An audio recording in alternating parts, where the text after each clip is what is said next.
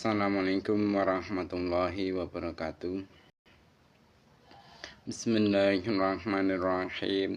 Nawaitu talabal ilmi izalata jalim an-namsi man sa'iri juhali wa ihya'ad dini wa ibaqa'al islami bil ilmi wa daral akhirati wa ridallahi ta'ala wa syukran ala nikmatil aqli wa nikmatin syahatil badani fadhallatana la hadratana bil mustafa sayyidina Muhammadin sallallahu wa ala alihi wa sahbihi wa sahbihi wa dzurriyyatihi wa ali baitikal mana khususan khasatan ila man sanab hadha kitab ahkamul janaiz Syekh Muhammad Ali Mursidi bin Rahmat At-Tamawi hajjami talamidhi wa masyikhina wa ma'alif kitab alati ta'lamna wa lamna sya'na ta'ala lahumul fatihah.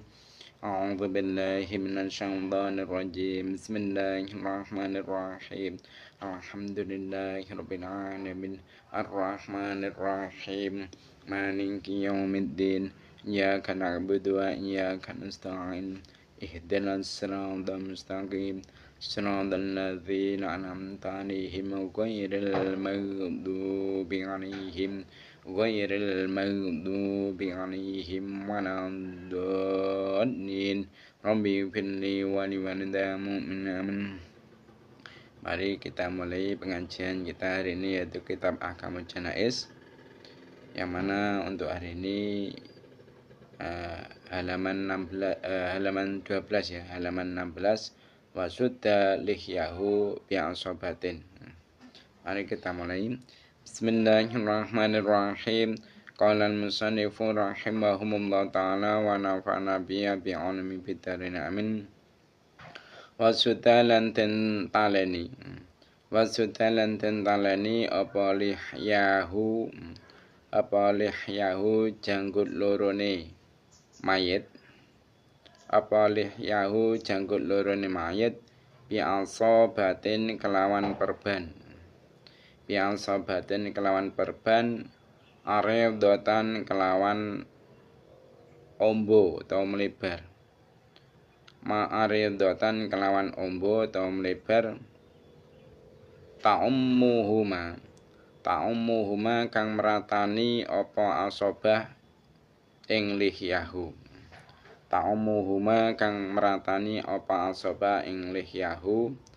wayar bituha lan naleni sapa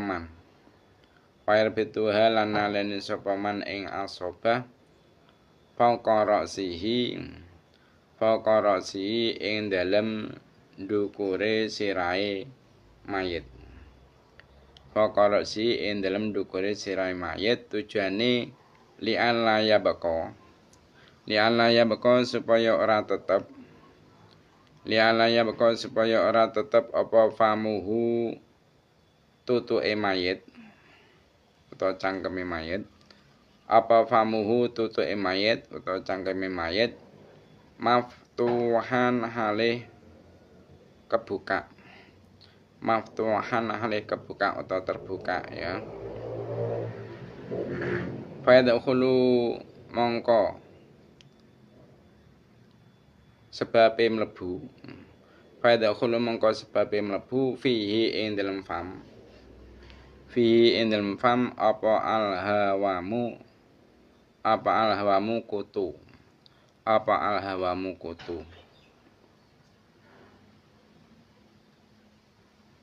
waluyinat lan den lemesake apa mafasiluhu boro rasane mayit bi ayyaruda kelan gambare yen to balekake sapa man sa'idahu ing lengen ngisore mayit dibalekne ila amdutihi maring lengen dhuwure mayit Summa Sumaya mudahu mongko nuli ndawakake sapa man ing mafasil Sa'id ya. Sumaya mudahu mongko nuli ndawakake sapa man ing mafasil Wayrudalan balekake sapa man Wayrudalan balekake sapa man saqahu ing wetise mayit Saqahu ing wetise mayit ila fakhidaihi maring polok ila fakhidai maring pupu lorone mayit ila fakhidai maring pupu lorone mayit wa fakhidaihi lan ing pupu lorone mayit wa fakhidaihi lan ing pupu lorone mayit ila babdanihi maring wetenge mayit wayarudda lan ayen to balekake sapa man wayarudahuma lan yen to balekake sapa man ing fakhidaihi wayarudahuma lan yen to balekake sapa man ing fakhidaihi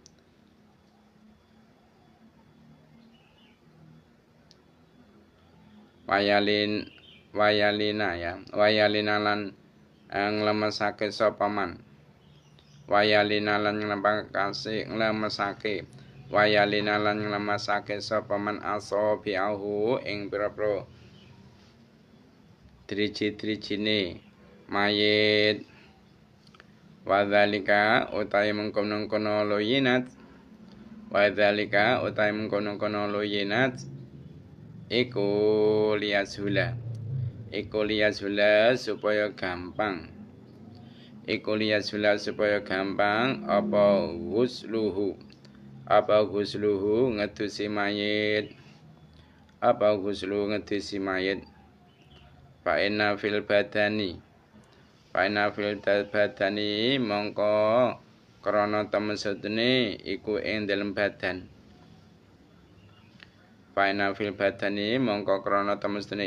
badan ba'da mufarakati ruhi ing dalem sause pisahe nyawa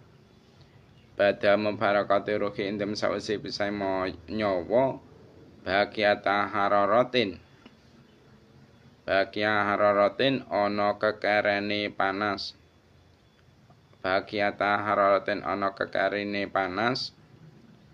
nah faidha luyinat mengkari kalane den lemesake apa al-mafasilu biro-biro ros-rosan hina idzin ing dalem nalikane mufarakati ruh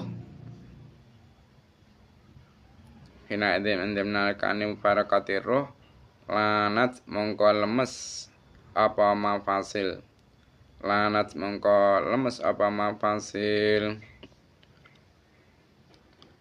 wa ila lan lamun ora luyinat ya fala yumkinu mongko ora kongan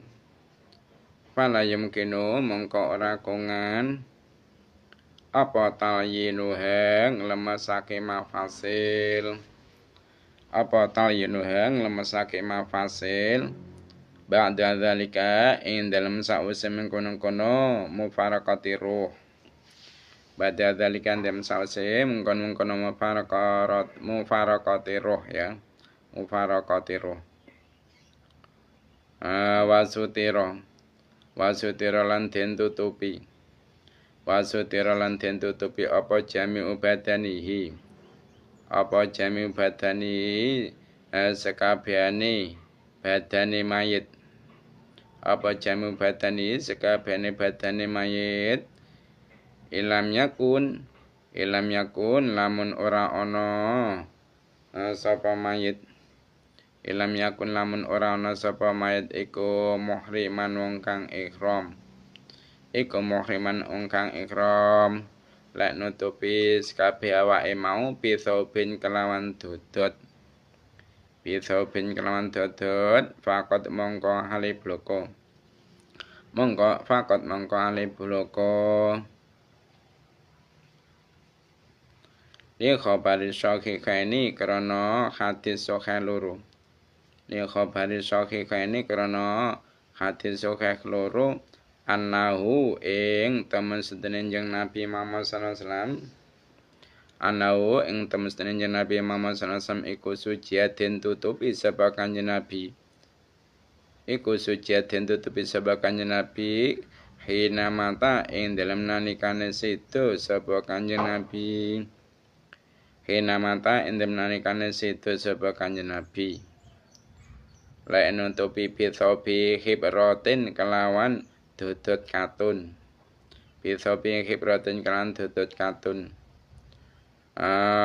lek nutup memang karo pakaian khafifin kang tipis khafifin kang tipis tujuane li ala yahmiyahu li ala yahmiyahu supaya ora manasake apa thawb khafif li ala yahmiyahu supaya ora manasake apa thawb khafif ing mayit Paesra'u mongko sebabe enggal-enggal Paesra'u mongko sebabe enggal-enggal ilahi maring mayit apa alfasadu rusak wayakunu lan ono apa zalika mengkono sutira apa zalika mengkono sutira iku ba'da naz'i thiyabihi ing dalem sause nyopot pira-pira dodote mayit iku ba'da naz'i thiyabihi ing dalem sause nyopot pira-pira dodote mayit wa yaj'alu lan den dadekake apa tarafahu pucuk lorone thawb khafif apa tarafahu pucuk lorone thawb khafif tahta ra'si ing dalem ngisore sirahe mayit tata roksi ing dalem ngisore sirahe mayit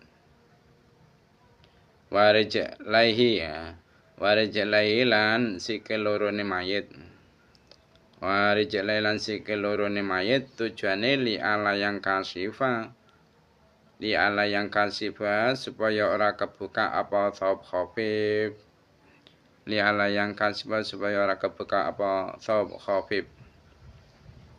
Wawudi'a lan den selake ala badanihi ing atase wetenge mayit apa syai'un swiji-wiji fakilun kang abot wawudi'a lan den selake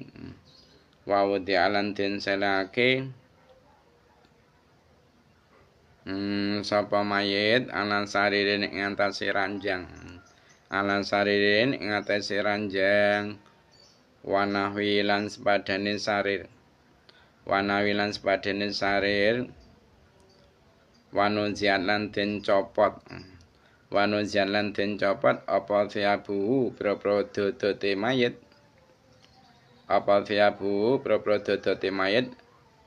wawujialan den adepake apa mayit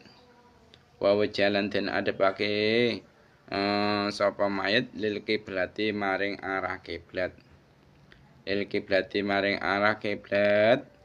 oleh madhepne arah kiblat nang kamu tandorin kaya dene wong kang arep mati waya tawalla lan nandangi zalika ing mengkon mazkur sapa arfaku maharimihi wong kang luweh welas saking mahrami mayit. Sapa arfaku maharimi wong kang luwih welas saking mahrami mayit.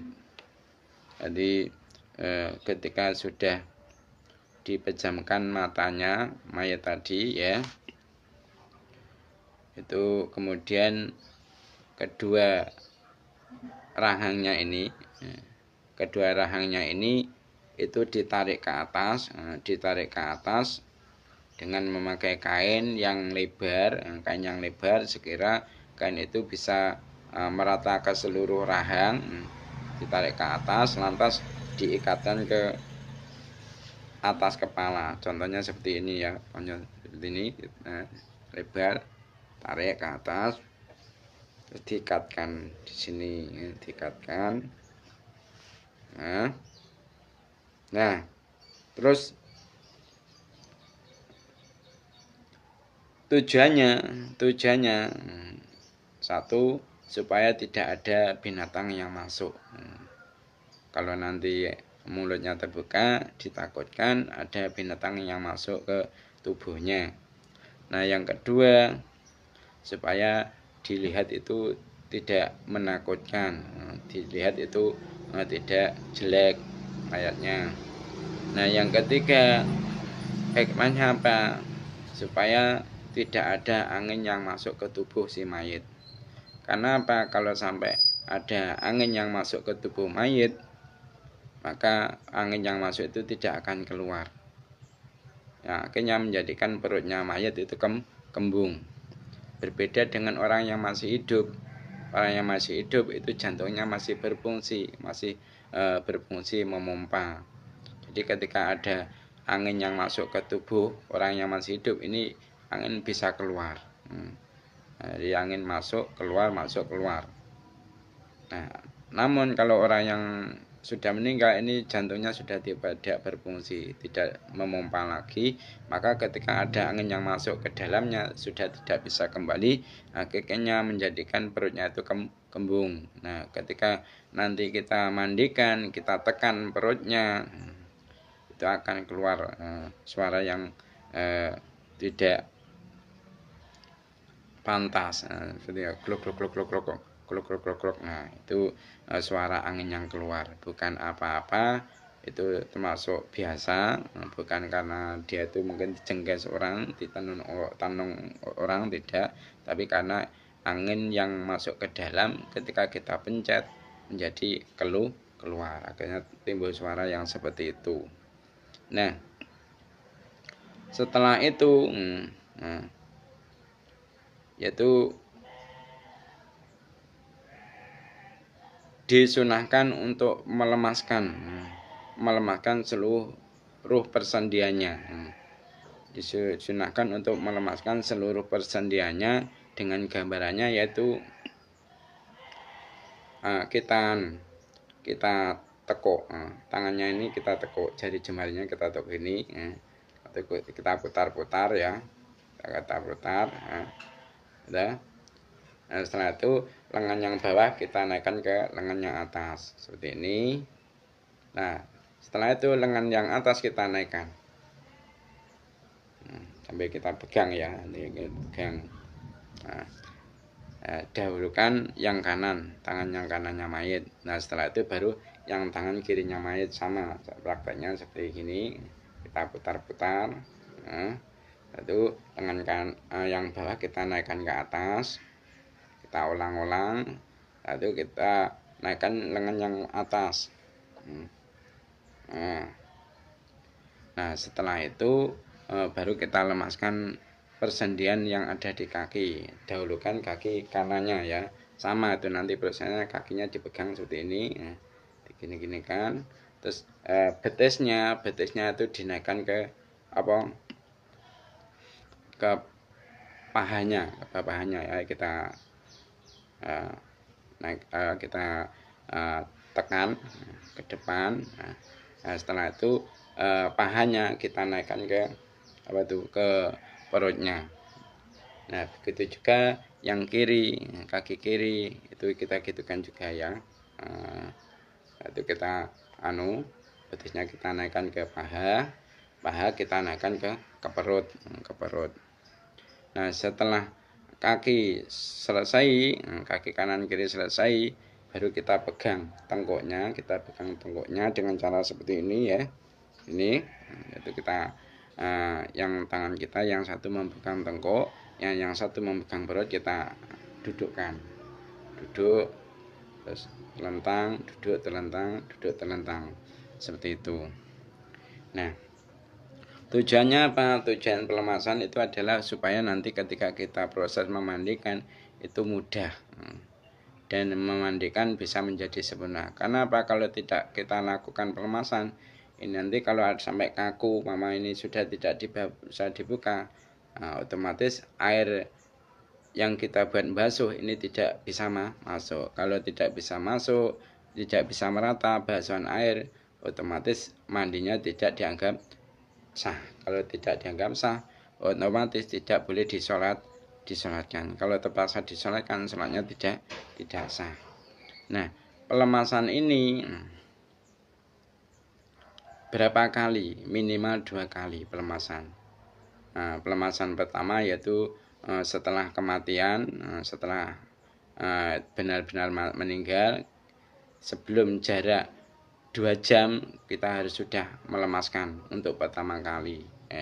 Kalau sampai kelewat 2 jam jaraknya ini nanti sudah tidak dapat kita lemaskan lagi, sudah kaku. Nah, untuk pelemasan kedua yaitu dari jarak pelemasan yang kedua ini juga jangan sampai jaraknya melebihi 2 jam.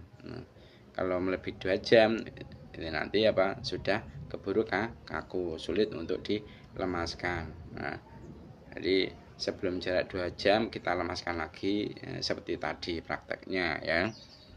Nah, kenapa kok seperti itu? Karena orang itu setiap persendiannya ini ada pelumasnya.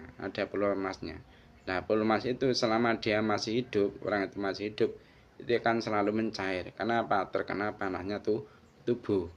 Namun ketika orang itu sudah meninggal, panasnya tubuh itu berangsur-angsur hilang. Ya, nanti kalau keburu hilang, itu nanti akan membeku. Pelumas ini akan membeku, yang mana nanti akan menjadikan mayat itu kaku. Nah, makanya ini secepatnya setelah nyata-nyata mati kita harus lemaskan persendiannya. Karena apa? Ketika baru meninggal ini panas yang ada di tubuh itu masih tersisa. Jadi ketika kita lemaskan itu masih enak. Nah, insya Allah kalau sudah kita lemaskan 2 kali, ini umpama matinya orang ini kok malam, kita mandikan pagi hari, itu masih mayat dalam keadaan lemas, tidak kaku ya, tidak kaku. Nah, disunahkan juga yaitu menutup seluruh tubuhnya mayat kalau memang dia itu bukan termasuk orang yang muhrim, orang yang tidak dalam keadaan ihram, dengan pakaian yang tipis, dengan kain yang tipis, yang tidak tebal dan tidak panas. Nah, kenapa kok dengan pakaian yang tipis? Tujuannya apa? Tidak panas tadi, supaya tidak panas tadi. Kalau sampai ini nanti panas, akan menjadikan mayat itu cepat rusak. Nah, kebiasaan masyarakat yang digunakan untuk menutupi mayat ini biasanya apa? Kain jarik atau sewek. Nah, perlu sampeyan ketahui bahwasanya kain jarik ini sifatnya panas. Jadi kalau dibuat untuk menutupi mayat ini cepat rusak mayatnya. Kalau anjurannya yaitu memakai kain spray. Kita tahu bahwasanya kalau kain spray ini tipis dan anyep dingin. Serta kain jarik ini terlalu sempit. Jadi itu nanti menjadikan aurat mayat masih kelihatan. Berbeda dengan kain spray itu lebar. Jadi seluruh tubuh mayat itu bisa tertutupi. Nah, penutupan seluruh badan mayat itu melakukannya kapan? Yaitu setelah mencopot seluruh pakaiannya. Jadi setelah kita copot itu nanti kita tutupi seluruh pakaiannya. Ini diusahakan dicopot semua, dicopot semua. Setelah itu kita tutupi. Dan disunahkan juga yaitu menaruh sesuatu yang berat di tubuh mayit, di perutnya mayit, dengan tujuan supaya perutnya itu tidak mengembung, tidak menggembung, tidak semakin besar. Nah, sesuatu ini kalau di dalam kitab biasanya beratnya kurang lebih 50 gram. Tapi secara praktek yang seperti itu terlalu ringan. Nah, yang dianjurkan yaitu umpama itu kita mendapati botol aqua tanggung yang isinya sekitar 600 ml itu kita kasih air penuh. Nah, setelah itu kita tutup, kita taruh di atas perut mayit. Insya Allah dengan seperti itu perut mayit itu tidak akan kembung, tidak akan membesar, Nah, jadi setelah itu yaitu disunahkan untuk menghadapkan mayit ke arah kiblat. Cara menghadapkannya seperti hanya orang yang dalam keadaan sakaratul maut tadi ya, yaitu berhubung orang yang mati itu tidurnya dengan cara terlentang gitu, nggak bisa dimiringkan ya, berarti itu nanti kalau di Indonesia kepalanya di timur, kakinya di barat. Nah, dan sebaiknya yang melakukan hal itu semua adalah orang yang sangat mencintai kepada sang mayit dari keluarganya ataupun istrinya ataupun suaminya. Teman-teman yang telah kita pelajari itu, kalau kita mendapati orang yang dalam keadaan sakaratul maut dengan tanda-tanda satu, yaitu kakinya sudah terasa dingin, kita pegang dingin dan lemas. Kedua yaitu hidungnya terlihat agak bengkok. Terus kedua pelipisnya, pilingannya ini kelihatan ambles atau dekok. Itu berarti tanda kalau orang itu mengalami sakaratul maut atau muhtadir. Maka langkah-langkah yang perlu kita lakukan pertama yaitu kita hadapkan orang tersebut menghadap kiblat dengan cara yaitu tidur miring bertumbuhan dengan anggota kanan, kepalanya kita tempatkan di arah utara kalau di Indonesia, dan kakinya di arah selatan, serta wajah dan tubuhnya ini menghadap kiblat. Nah, kalau memang tidak bisa melakukan hal seperti itu, mungkin keadaan yang tidak memungkinkan, contohnya mungkin kamarnya itu sempit, lokasinya itu sempit, yang di model seperti itu tidak cukup tempatnya, atau mungkin karena anggota kanannya ini terasa sakit yang sangat. Jika kita hadapkan model seperti itu, kita posisikan seperti itu, tidak memungkinkan. Maka cara yang kedua yaitu kita tidurkan dengan tidur terlentang, kepala kita tempatkan di arah timur, nah kakinya di arah barat. Jadi nanti kalau model tidur terlentang seperti ini, yang dibuat ukuran menghadap kiblat yaitu telapak kakinya besertaan wajahnya. Nah, di bawah kepalanya itu kita kasih bantal atau sesuatu yang bisa meninggikan kepalanya, biar bisa menghadap ke arah kiblat kepalanya wajahnya. Nah, setelah itu yaitu kita siwaki Kenapa kok disiwaki? Karena ini merupakan juga kesunahan bagi orang yang mengalami sakaratul maut untuk disiwaki, dengan tujuan hikmahnya apa? Yaitu kalau kita siwaki, hikmahnya siwak diantaranya yaitu bisa mempermudah orang tersebut dalam menghadapi sakaratul maut.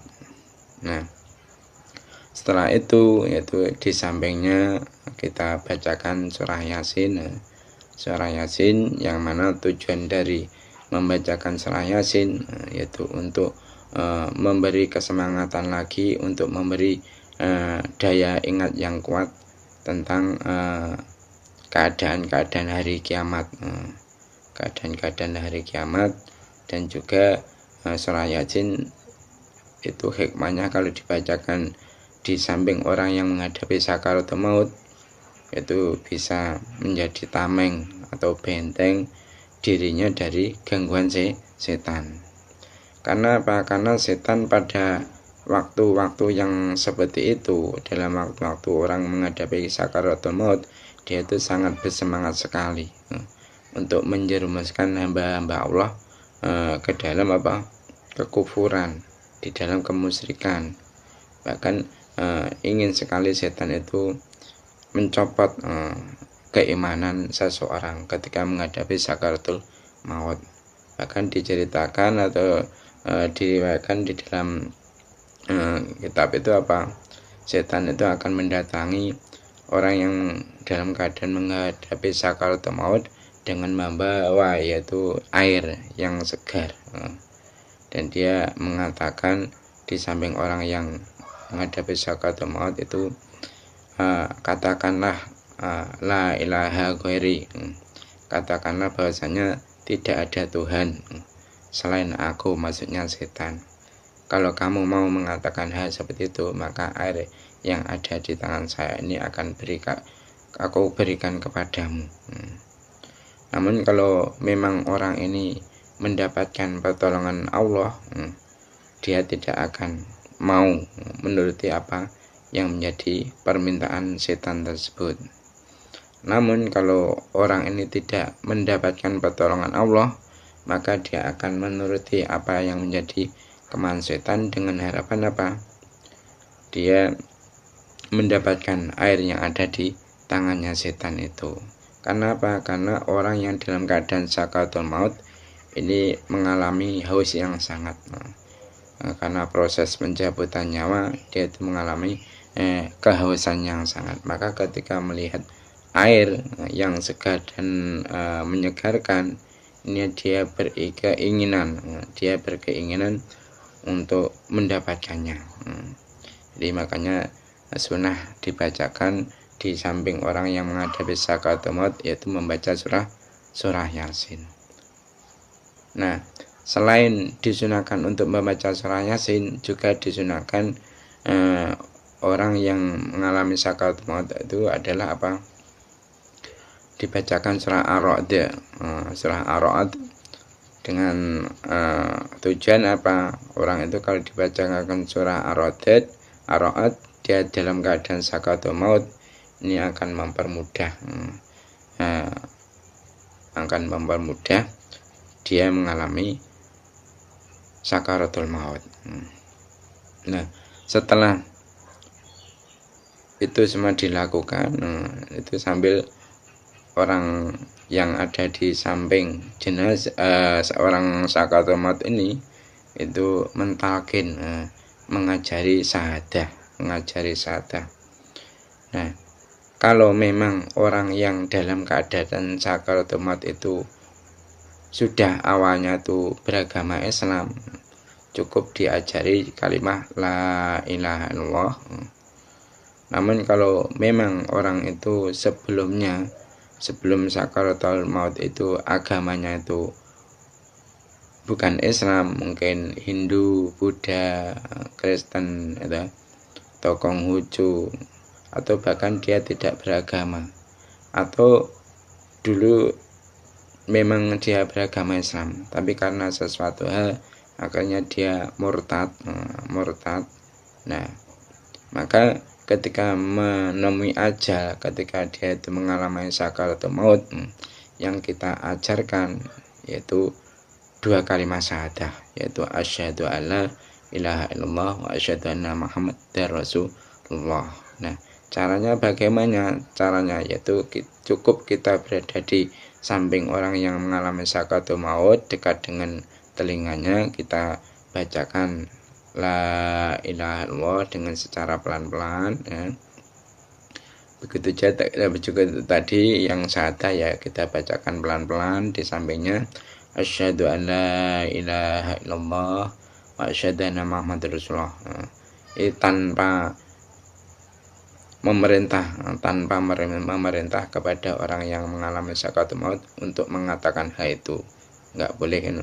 Cepat kamu ucapkan la ilallah, cepat ayo, cepat. Itu enggak boleh. Karena apa? Karena ditakutkan nanti dia akan menolak. Jadi kalau kita perintah seperti itu 2 kemungkinan. Kemungkinan dia mau mengatakan la ilaha illallah, kemungkinan yang kedua dia akan menolak. Enggak. Wah, ini malah bahaya.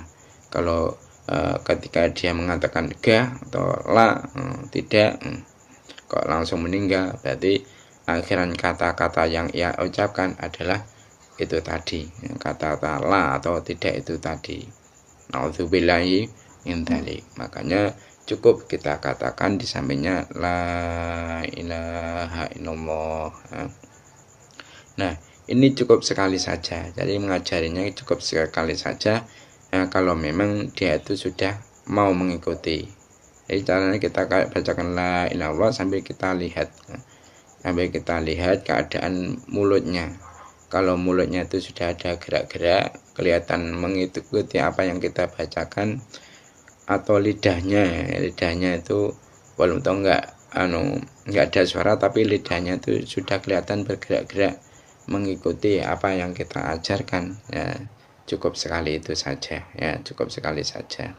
Tapi kalau memang dia itu kelihatan belum mengikuti, kita ajari sekali, setelah itu kita berhenti sejenak.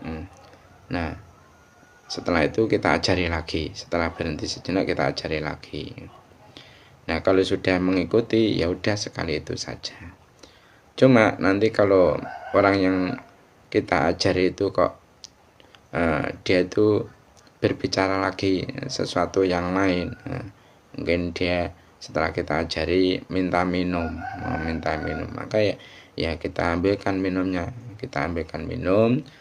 setelah diminum mungkin kita ajari lagi kalimat la ilaha illallah, seperti itu. Nah, disunahkan juga bagi kita ketika melihat orang yang dalam keadaan sakaratul maut, ini adalah mengambilkan air minum, kita minumkan. Nah, kenapa? Karena orang yang dalam keadaan sakaratul maut, yaitu tadi dia itu mengalami haus yang sangat, supaya dia itu tidak mengharapkan minuman yang ditawarkan oleh setan tadi, makanya kita disunahkan untuk memberi dia minum. Nah, dan juga setelah itu dia kok sudah bisa mengatakan, dan akhirnya dia itu meninggal dengan tanda-tanda apa? Kalau dia sudah meninggal, tanda-tandanya ada 5. Tanda-tandanya ada 5. Kalau sudah benar-benar dia itu meninggal, pertama apa? Kakinya kelihatan sudah lemas, kita pegang itu sudah nggak bisa, dia tidak bisa mengendalikan, sudah lemas, dan terasa dingin. Nah, yang kedua yaitu hidungnya itu kelihatan agak bengkok. Yang ketiga apa? Yaitu kedua pelipisnya itu cekung atau ambles. Nah, yang keempat tanda kalau dia itu sudah meninggal, yaitu tangannya itu terbuka seperti ini, terbuka, bukan menggenggam tapi terbuka. Nah, yang kelima tanda kalau orang itu sudah meninggal, yaitu kulit wajahnya ini kelihatan berkerut, tidak kencang lagi seperti hanya ketika kita masih hidup seperti ini. Nah, kalau memang sudah seperti itu, apa langkah selanjutnya yang harus kita lakukan? Yaitu kita angkat mayat tersebut, kita angkat di tempat yang tinggi, ya. Kita taruh di tempat yang tinggi, mungkin semisal ranjang ataupun meja. Nah, kita hadapkan ke arah kiblat juga. Berhubung orang yang sudah meninggal ini kita tempatkan, kita tidurkan dengan cara terlentang, maka yang dipakai ukuran menghadap kiblat adalah yaitu telapak kakinya. Nah, kalau seperti itu berarti prosesnya apa? Prosesnya yaitu kita taruh kepalanya itu di arah timur, arah wetan, ya. Kakinya di arah barat atau arah kulon. Karena apa? Karena tidurnya dengan cara terlentang, Nah, kebanyakan di masyarakat yang dilakukan itu semua dihadapkan ke arah utara, kepalanya di utara, kakinya di selatan. Pada yang sunnah ya seperti itu tadi, kepalanya di timur, kakinya di barat, menghadap kiblatnya seperti itu. Nah, setelah kita tempatkan di tempat yang tinggi, proses selanjutnya yaitu kita pejamkan matanya dengan cara memakai dua jari ini seperti ini. Kita usap dari atas ke bawah sambil kita berdoa, ya.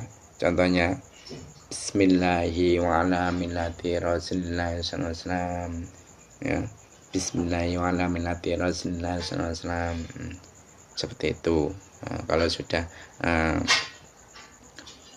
tertutup matanya, itu sudah cukup. Tapi kalau belum, kita ulang lagi. Nah, kenapa kok seperti itu? Karena apa?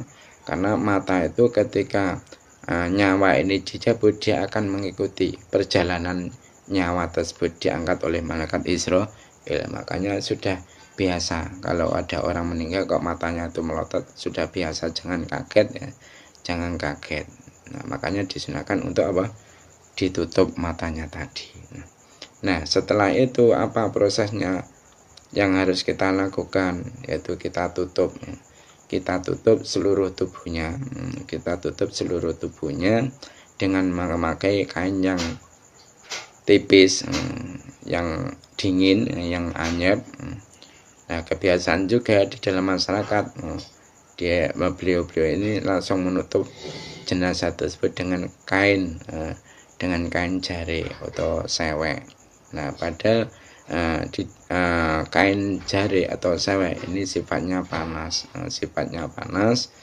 Nah, itu nanti otomatis tidak bisa menutup seluruh tubuh mayit, cepat.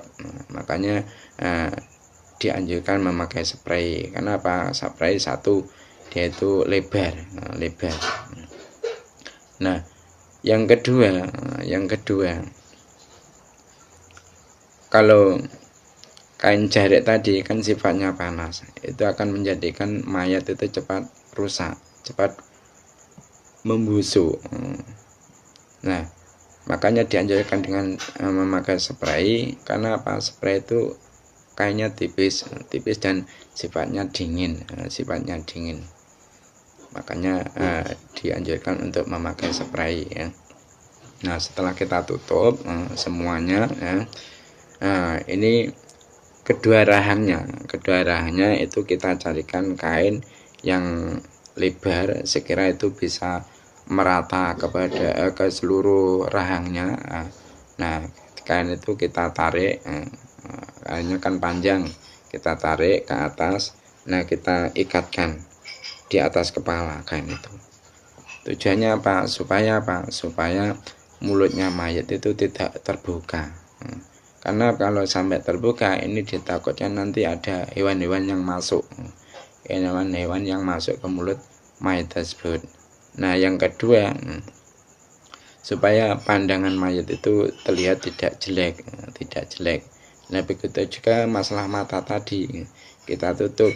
Di antara hikmahnya apa? Supaya tidak kelihatan jelek mayat tersebut. Kalau sampai melotot kan ada orang yang mau melihat jenazah, bisa juga dia itu takut. Dia takut. Nah, mulutnya juga seperti itu. Nah, selain itu hikmah dari menutup mulut supaya tidak ada angin yang masuk. Tidak ada angin yang masuk ke dalam tubuh si mayat tadi. Yang akhirnya kalau sampai masuk ini menyebabkan anginnya tidak bisa kembali keluar.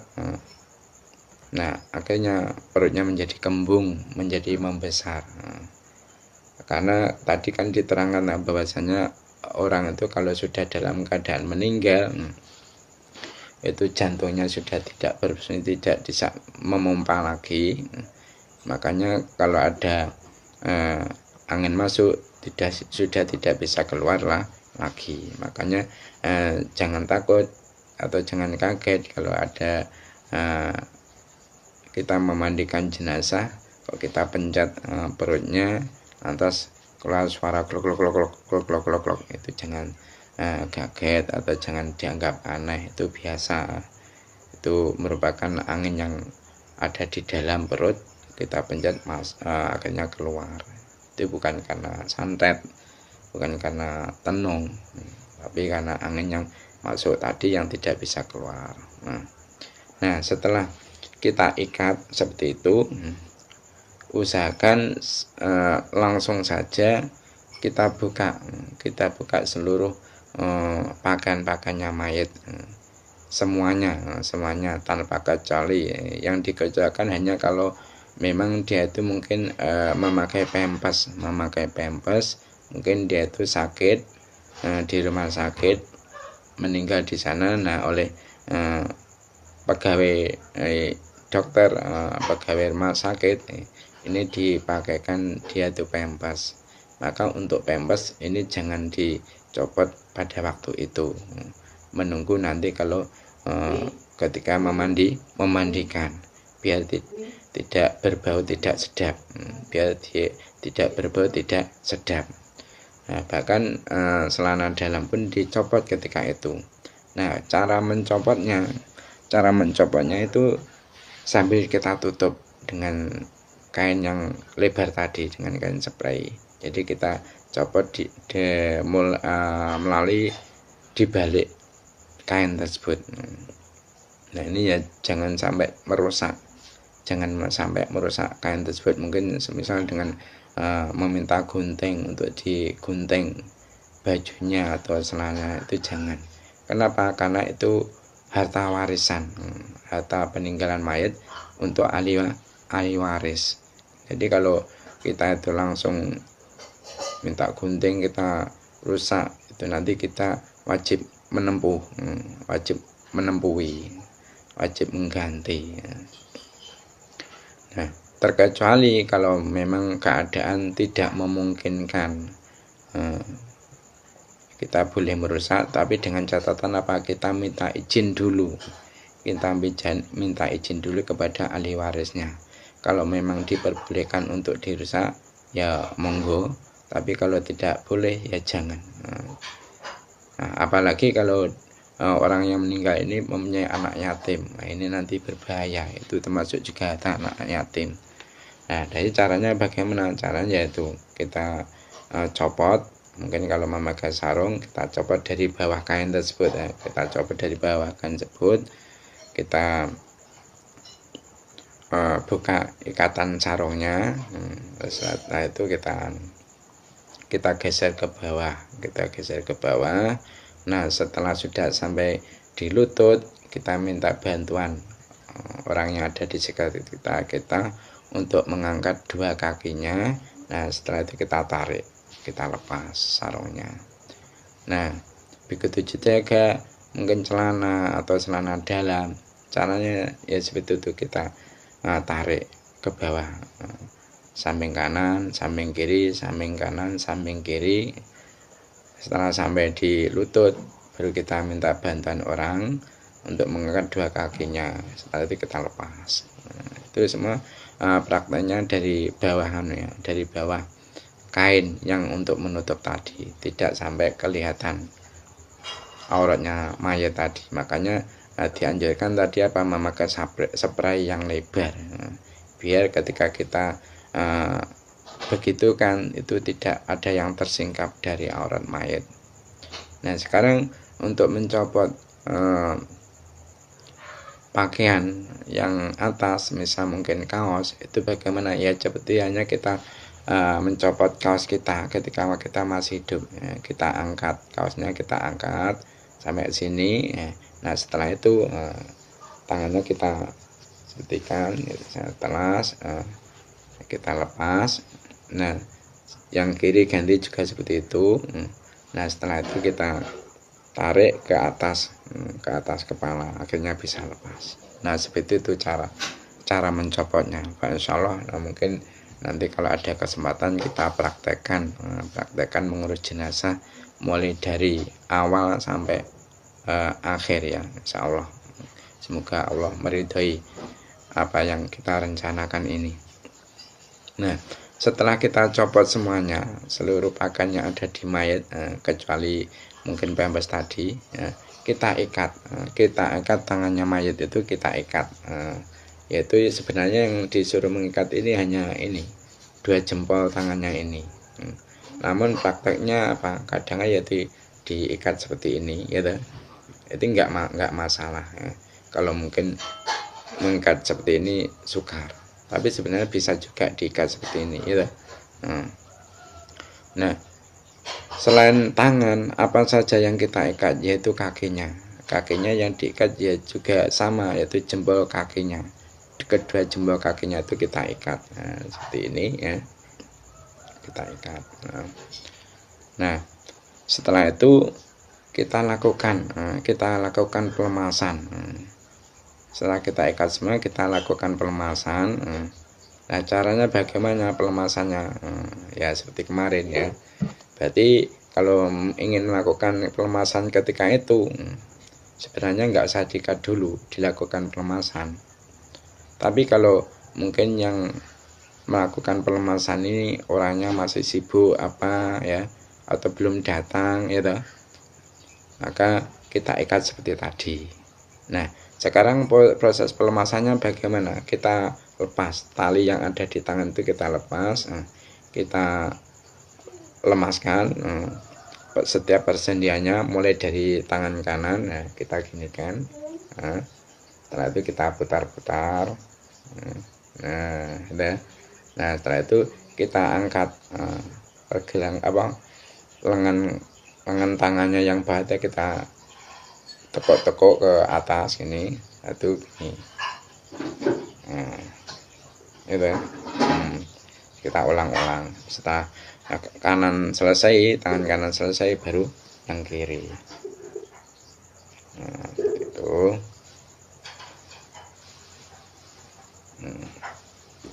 Nah kalau tangan sudah, ganti kaki ya, melemaskan kaki. Caranya seperti itu juga, melalui yang didahulukan ada kaki yang kanan, kita pegang jari jemari kakinya seperti ini, kita putar-putar ya. Nah setelah itu betisnya itu kita tempelkan ke pahanya. Nah setelah itu pahanya kita angkat ke perutnya. Nah seperti itu prosesnya ya. Itu nanti setelah kanan selesai, baru kaki kiri, sama caranya, sama dengan melakukan pelemasan kaki kanan.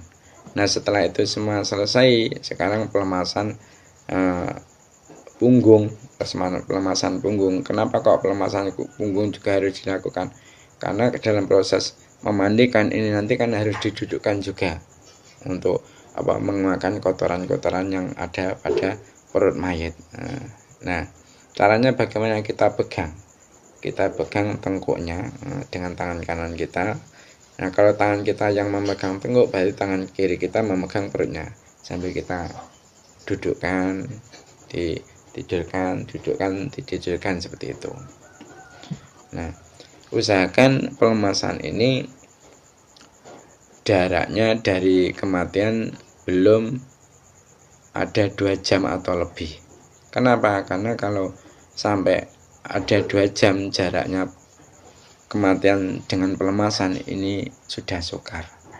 Untuk melemaskan setiap persendian nyamar itu sudah sukar, kesulitan kita. Kenapa? Sudah keburu kaku. Jadi usahakan sebelum 2 jam sudah kita lemaskan. Nah, masalah pelemasan ini minimal usahakan yaitu 2 kali pelemasan. Nah, jaraknya ya sama. Pelemasan pertama jarak kematian dengan pelemasan belum sampai 2 jam. Nah, pada pelemasan kedua jaraknya dengan pelemasan yang pertama tadi tidak melebihi 2 jam. Insya Allah kalau kita lemaskan seperti itu, nanti kita itu enak ketika memindahkan jenazah tersebut, enak. Kenapa? Karena mayatnya dalam keadaan lemas. Setiap persendiannya itu masih lemas, dan nanti pembahasan bisa sempurna, bisa terkena air semua seluruh tubuhnya. Namun kalau kita tidak melemaskan, otomatis kalau nanti ada yang lengket seperti ini sudah tidak bisa dibuka, otomatis air tidak bisa masuk. Kalau tidak bisa masuk, berarti pemandian yang kita lakukan itu tidak sempurna. Nah, kalau tidak sempurna berarti kan tidak boleh disolati. Syaratnya mensolati mayat yaitu harus sudah dimandikan. Kalau belum dimandikan nggak boleh disolati. Kalau terpaksa disolati ya nggak sah sholatnya. Nah, setelah itu selesai pelemasan, kita tutup lagi. Dengan cara yaitu ujungnya kain yang buat menutup itu kita taruh di bawah kepala. Nah, ujung yang ada di kaki itu kita taruh di bawah kaki, kita selembetkan gitu, dengan tujuan biar tidak terbuka, kain tersebut biar tidak terbuka. Nah, selanjutnya yang kita lakukan yaitu tadi kita taruh sesuatu yang berat di atas perutnya mayit. Mungkin ya tadi air kita taruh di botol aqua yang tanggung itu, yang isinya kalau kita isi penuh ada 60 mm itu kita tutup botolnya, akhirnya kita taruh di atas perutnya biar tidak kembung ya. Jadi intinya seperti itu. Nah, usahakan yang melakukan hal-hal seperti itu dari orang-orang yang sangat mencintai mayit, sangat menyayangi mayit, mungkin dari kerabatnya ataupun istrinya ya, ataupun suaminya ya. Itu. Terusnya sekarang ya. Paslun utai kekono fasa suci. Paslun utai kekono fasa suci. Kala dawu sapa al-jumhuru akeh ulama. Kala dawu sapa al-jumhuru akeh ulama Ghairul Hanabilati sakliyane ulama madhab Hambali. Ghairul Hanabilati sakliyane ulama madhab Hambali la ba'sa ora ana bahaya iku mujud. La ba'sa ora ana bahaya iku mujud bi eliminasi kelawan maruhake menungso. Bi eliminasi kelan maruhake menungso bi mauti insanin kelawan matine menungso. Bi mauti insanin kelan matine menungso lis sholati krana nyolati lis sholati krana nyolati wa ghariha lan yane shalah wa ghariha lan yane shalah lima krana perkara rawa kang wis ngriwayatake ing rawa kang ngriwayatake sapa syekhoni Bukhari Muslim anau temen setune Nabi iku ngumumake kematian sapa Kanjeng Nabi li ashabi maring propro sahabate Nabi Kanjeng Nabi an-Najasya ing Raja Najasi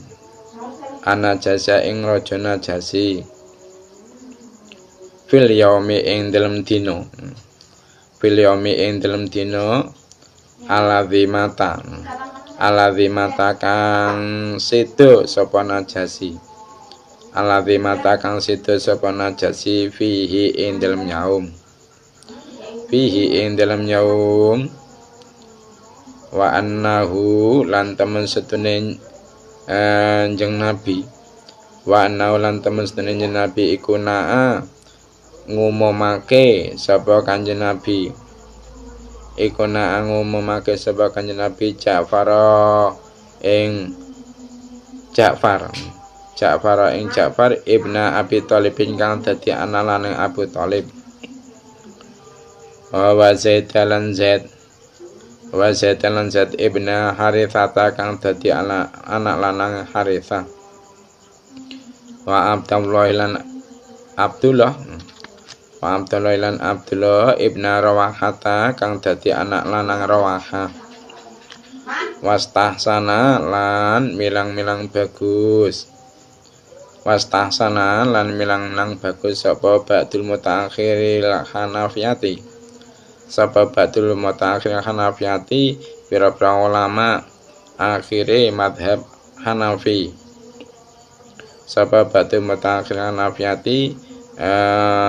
sebagainya pira-pira ulama akhire madhab Hanafi wa huwa utai wastahsana iku al-asahu wajah kang luwih asah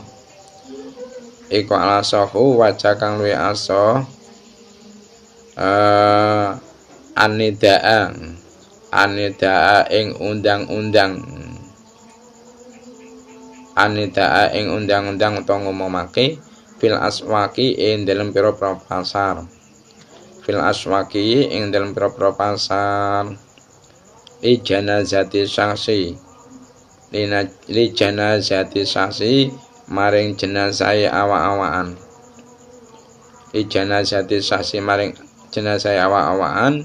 ingkana lamun ana sapa sakhs iku aliman wong kang alim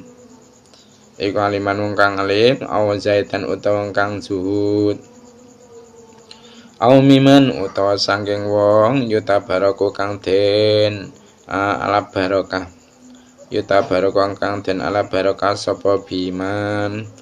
sapa biman bakada utawi iki wastahsana wa hadza iku al-aula kang luwih utama la syama apa maneh fi usrina ing dalem mangsa kita li ta'aluki hukukin krana gumantungi pira-pira hak muayyanatin kang tertentu bil mayiti kelawan mayit waltizamilan netepi mayit bil wajibati kelan pira-pira kewajiban bil wajibati kelan beberapa kewajiban, wayukrahu lan den makruhake, wayukrahu lan den makruhake apa nak yul jahiliyati, apa nak yul jahiliyati ngumumake kematian zaman jahiliyah, apa nak yul jahiliyati ngumumake kematian zaman jahiliyah, wa nak yul jahiliyah, wa nak yul jahiliyah iku anida undang-undang, iku anida undang-undang bi dzikri mafakhiril mayiti, bi dzikri mafakhiril mayiti kelawan nutur pira-pira keagungane mayit, wa maksarihi lan pira-pira labete mayit, wa maksari lan pira-pira labete mayit, linayi krana ana panyegah, linayi krana ana panyegah anu saking nakyul jahiliyah, anu sange nakyul jahiliyah, kama kaya katerangan kama kaya katerangan sahih kang nyokake Imam Tirmidzi, Imam Tirmidzi, wa utawi nakyul jahiliyah iku amrun perkara, iku amrun perkara yo khalifu kang nulayani apa amr, yo khalifu kang nulayani apa amr mujaradal ilami ing mligine aweh weruh, mujaradal ilami ing mligine aweh weruh bil mauti kelawan kematian, bil mauti kelawan kematian. Jadi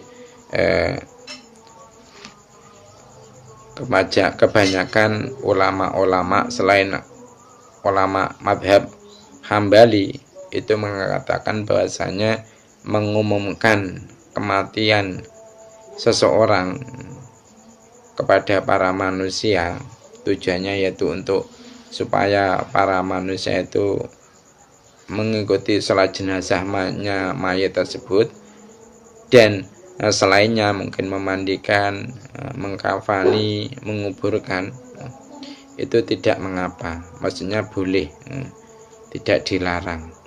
Nah, beliau-beliau itu berpendapat seperti itu, landasannya yaitu hadis yang diriwayatkan oleh Syekhoni bahwasanya Nabi Muhammad SAW itu pernah beliau itu mengumumkan kepada para sahabatnya pada hari di mana Raja Najasyi itu meninggal dunia. Jadi beliau mengumumkan tentang kematian Raja Najasyi pada hari ketika Raja Najasyi itu meninggal dunia.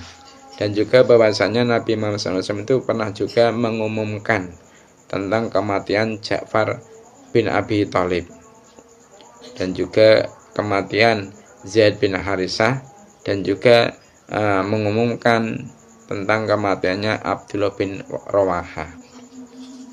Dan sebagian ulama mutaakhirin dari mazhab Hanafi itu menganggap bagus mengumumkan kematian seseorang. Bahkan yang asoh itu mengumumkan kematian seseorang itu di pasar-pasar. Jika ada orang yang meninggal, kalau memang orang yang meninggal itu tadi ada orang yang alim atau orang yang zuhud atau orang-orang yang biasa diambil berkahnya, maka yaitu lebih baik diumumkan di pasar-pasar. Kenapa? Karena pasar itu tempatnya dari orang segala penjuru. Orang yang jualan di pasar kan tidak hanya orang dari daerah tersebut saja, mungkin dari luar daerah atau dari luar kota. Maka ketika diumumkan di pasar-pasar, ini akan lebih banyak lagi orang yang mengetahui tentang kematian orang yang alim tersebut. Atau kalau sekarang yaitu kita share ya, melalui Facebook ataupun mungkin melalui YouTube atau mungkin melalui WhatsApp kepada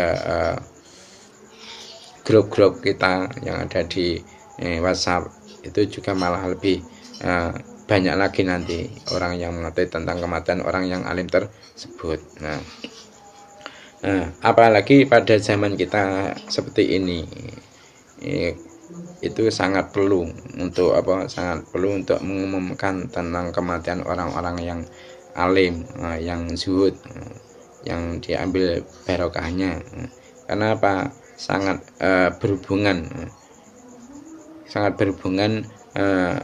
kewajiban yang harus kita lakukan pada mayit.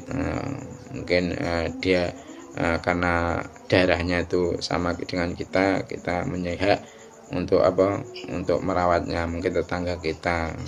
Dan juga banyak sekali kewajiban yang harus kita lakukan berkenaan dengan jenazah tersebut.